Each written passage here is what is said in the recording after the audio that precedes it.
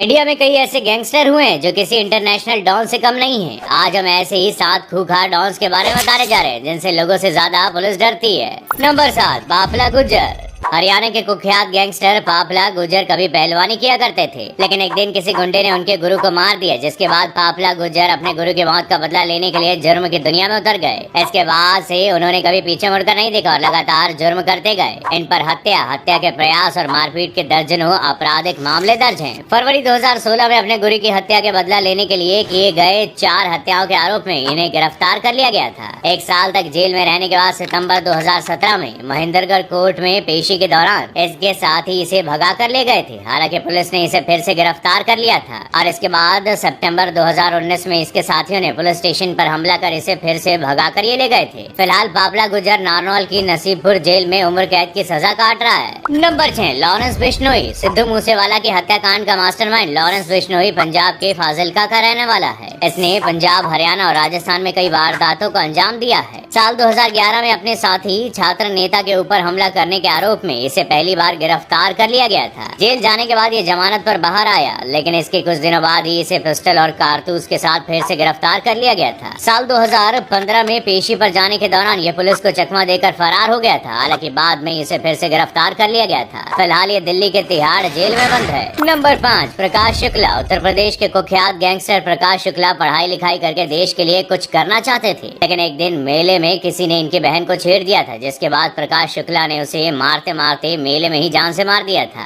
और धीरे धीरे ये पूरे उत्तर प्रदेश के सबसे बड़े गैंगस्टर बन गए थे, जिससे जनता ही नहीं बल्कि यूपी पुलिस और नेता भी खौफ खाते थे। ये इंडिया के ऐसे पहले वांटेड थे जिसे पकड़ने के लिए सरकार ने पहली बार स्पेशल टास्क फोर्स बनाया था, जिसका सिर्फ एक ही काम था, प्रकाश शुक्ला को जिंदा या मुर्दा पकड़ना। निर्माण की गई इस फोर्स का पहला टास्क श्री प्रकाश शुक्ला को जिंदा या मुर्दा पकड़ना था। सितंबर 1998 में एसटीएफ को खबर मिली कि श्री प्रकाश शुक्ला दिल्ली से गाजियाबाद की तरफ आ रहा है। इसके बाद एसटीएफ ने उसकी कार का पीछा किया और जैसे ही उसकी कार इंदिरापुरम के सुनसान इलाके में पहुंची, एसटीएफ ने उसे घेर लिया। एसटीएफ ने उसे सरेंडर करने को कहा, पर प्रकाश शुक्ला ने फायरिंग शुरू कर दी और जवाबी फायरिंग में वो प्रकाश शुक्ला मारा गया। नंबर 3, सुखा कहलावा गैंग। इस कुख्यात गैंगस्टर का खौफ पंजाब, हरियाणा और राजस्थान के साथ ही पश्चिम बंगाल तक फैला हुआ था। पंजाब के इस खतरनाक गैंगस्टर का नाम सुखा था। साल 2000 से लेकर 2015 तक इस गैंगस्टर ने अपराध की दुनिया में कई जुर्म किए। सुखा कहलवा 17 साल की उम्र में ही गैंगस्टर बन गया था। उसे अब तक का सबसे कम उम्र का गैंगस्टर माना जाता है। सुखा के बारे में बताया जाता है कि उसका निशाना अचूक था, इसी वजह से उसकी पहचान एक शार्प शूटर की थी और कहा जाता है कि वो 60 से अधिक आपराधिक मामलों में शामिल रहा है। इसमें हत्या, डकैती, गैंग वॉर समेत कई मामले दर्ज हैं। जनवरी 2015 को फगवाड़ा में विक्की गौंडर गिरोह ने सुखा कहलू को आपसी रंजिश में मार डाला।